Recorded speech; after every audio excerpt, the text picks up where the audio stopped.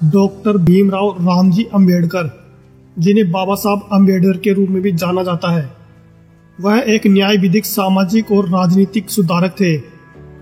उन्हें भारतीय संविधान के पिता के रूप में भी जाना जाता है। वह एक प्रसिद्ध राजनेता और एक सामाजिक न्यायविद थे।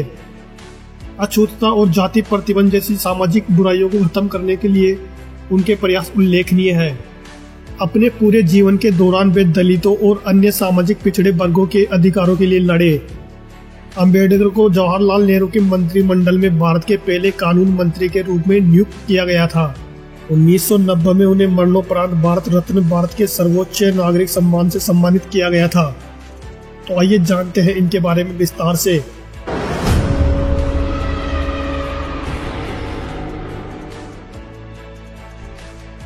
भीमराव अंबेडकर का जन्म 14 अप्रैल 1891 को मऊ, मध्य प्रदेश में हुआ था। उनके पिता का नाम रामजी और माता का नाम भीमाबाई था। अंबेडकर के पिता भारतीय सेना में सूबेदार थे। 1894 में सेवानिवृत्ति के बाद वे अपने परिवार के साथ सतारा चले गए। इसके तुरंत बाद भीमराव की मां का निधन हो गया। 4 साल बाद उनके पिता ने पुनर्विवाह किया और परिवार को बॉम्बे में स्थानांतरित कर दिया गया। 1906 में 15 वर्षीय भीमराव ने 9 वर्षीय लड़की रमाबाई से शादी की। 1912 में उनके पिता रामजी सकपाल का मुंबई में निधन हो गया। अपने बचपन के दौरान उन्हें जातिगत भेदभाव का सामना करना पड़ा था। हिंदू मौर्य जाति के नाम से उनके परिवार को ऊपरी वर्गों द्वारा अछूत के रूप में देखा जाता था। सेना स्कूल में अंबेडकर को भेदभाव और अपमान का सामना करना पड़ा। सामाजिक आक्रोश से डरते हुए शिक्षक ब्राह्मणों और अन्य ऊपरी वर्गों के छात्रों से निचले वर्ग के छात्रों के साथ भेदभाव करते थे। शिक्षक अक्सर अछूत छात्रों को कक्षा से बाहर बैठने के लिए कहते थे। सतारा स्थानांतरित होने के बाद उन्हें स्थानीय स्कूल में नामांकित किया गया, लेकिन स्कूल बदल देने से भीमराव का भाग्य नहीं बदला। जहां भी वह गए उन्हें भेदभाव का सामना करना पड़ा। अमेरिका से वापस आने के बाद अंबेडकर को बड़ौदा के राजा के रक्षा सचिव के रूप में नियुक्त किया गया था, लेकिन वहां भी उन्हें अछूत होने के लिए अपमान का सामना करना पड़ा। उन्होंने एल्फिंस्टन हाई स्कूल से 1908 में मैट्रिक की परीक्षा पास की। 1908 में अंबेडकर को एल्फिंस्टन कॉलेज में अध्ययन करने का अवसर मिला और 1912 में बॉम्बे विश्वविद्यालय से उन्होंने अर्थशास्त्र और राजनीति विज्ञान में अपनी स्नातक की डिग्री प्राप्त की।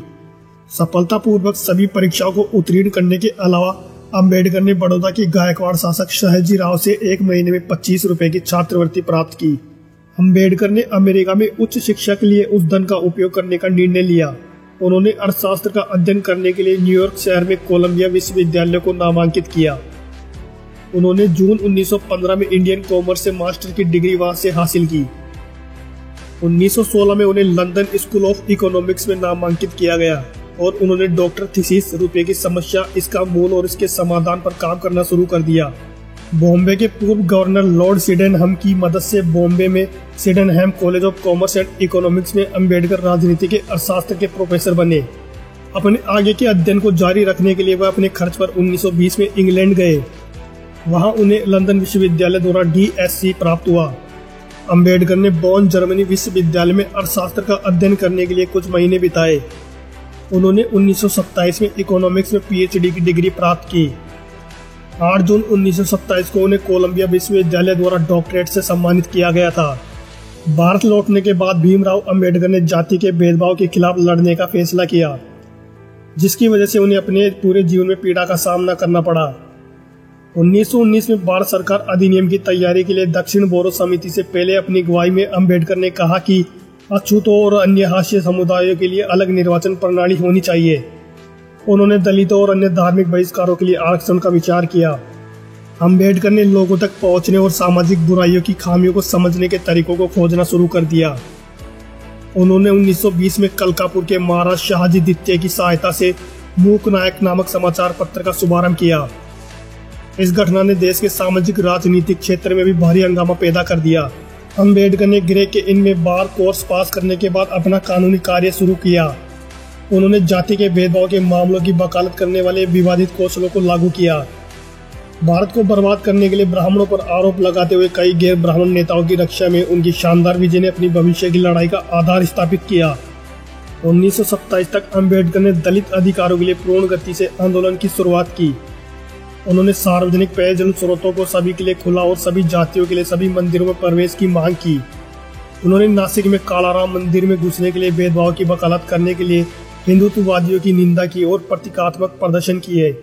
1932 में पूना संधि पर डॉक्टर अंबेडकर और हिंदू ब्राह्मणों के प्रतिनिधि पंडित मदन मोहन मालवीय के बीच सामान्य मतदाताओं के भीतर अस्थायी विधानसभाओं में अस्पृश्य वर्गों के लिए सीटों के आरक्षण के लिए पूना संधि पर हस्ताक्षर कर दिए गए। 1936 में अंबेडकर ने स्वतंत्र लेबर पार्टी की स्थापना की। 1937 में केंद्रीय विधानसभा के चुनाव में उनकी पार्टी ने 15 सीटें जीती। अंबेडकर ने अपने राजनीतिक दल के परिवर्तनों को अखिल भारतीय अनुसूचित जाति संघ में बदल दिया। हालांकि इसने भारत के संविधान सभा के लिए 1946 में हुए चुनाव में खराब प्रदर्शन किया। अंबेडकर ने कांग्रेस और महात्मा गांधी के अछूत समुदाय को हरिजन कहने के फैसले पर आपत्ति जताई। उन्होंने कहा कि अछूत समुदाय के सदस्य भी समाज के अन्य सदस्यों के समान है। अंबेडकर को रक्षा सलाहकार समिति और वायसराय की कार्यकारी परिषद में श्रम मंत्री के रूप में नियुक्त किया गया था। एक विद्वान के रूप में उनकी प्रतिष्ठा स्वतंत्र भारत के पहले कानून मंत्री और स्वतंत्र समिति का गठन करने के लिए जिम्मेदार समिति के अध्यक्ष के रूप में उनकी नियुक्ति का नेतृत्व किया। डॉक्टर अंबेडकर को 29 अगस्त 1947 को संविधान मसौदा समिति के अध्यक्ष के रूप में नियुक्त किया गया था। अंबेडकर ने समाज के सभी वर्गों के बीच एक वास्तविक पुल के निर्माण पर जोर दिया। उनके अनुसार अगर देश के अलग अलग वर्गों के अंतर को कम नहीं किया गया तो देश की एकता बनाए रखना मुश्किल होगा। उन्होंने धार्मिक, लिंग और जाति समानता पर विशेष जोर दिया। वह शिक्षा, सरकारी नौकरियों और सिविल सेवाओं में अनुसूचित जातियों और अनुसूचित जनजातियों के सदस्यों के लिए आरक्षण शुरू करने के लिए विधानसभा का समर्थन प्राप्त करने में सफल रहे। 1950 में बौद्ध विद्वानों और भिक्षुकों के सम्मेलन में भाग लेने के लिए अंबेडकर श्रीलंका गए थे। उनकी वापसी के बाद उन्होंने बौद्ध धर्म पर एक किताब लिखने का फैसला किया और जल्द ही बौद्ध धर्म में परिवर्तित हो गए। अपने भाषणों में अंबेडकर ने हिंदू अनुष्ठानों और जाति विभाजनों को झुठलाया। अंबेडकर ने 1955 में भारतीय बौद्ध महासभा की स्थापना की। उनकी पुस्तक द बुद्धा और उनके धम्मा को मरणोपरांत प्रकाशित किया गया था। 14 अक्टूबर 1956 को अंबेडकर ने एक सार्वजनिक समारोह आयोजित किया जिसमें करीब 5 लाख समर्थकों को बौद्ध धर्म में परिवर्तित किया। चौथे विश्व बौद्ध सम्मेलन में भाग लेने के लिए अंबेडकर ने काठमांडू की यात्रा की। उन्होंने 2 दिसंबर 1956 को अपनी अंतिम पांडुलिपि द बुद्ध या कार्ल मार्क्स को पूरा किया। 1954 और 55 के बाद से अंबेडकर मधुमेह और कमजोर दृष्टि से गंभीर स्वास्थ्य समस्याओं से पीड़ित थे। 6 दिसंबर 1956 को दिल्ली में उनकी अपने घर में मृत्यु हो गई। चूंकि अंबेडकर ने अपना धर्म बौद्ध अपनाया था इसलिए उनका बौद्ध शैली से अंतिम संस्कार किया गया। समारोह में सैकड़ों हजार समर्थकों, कार्यकर्ताओं और प्रशंसकों ने भाग लिया। तो उम्मीद है दोस्तों ये वीडियो आपको पसंद आया होगा। अगर पसंद आया तो इस वीडियो को लाइक कर दें और हमारे चैनल को सब्सक्राइब कर दें।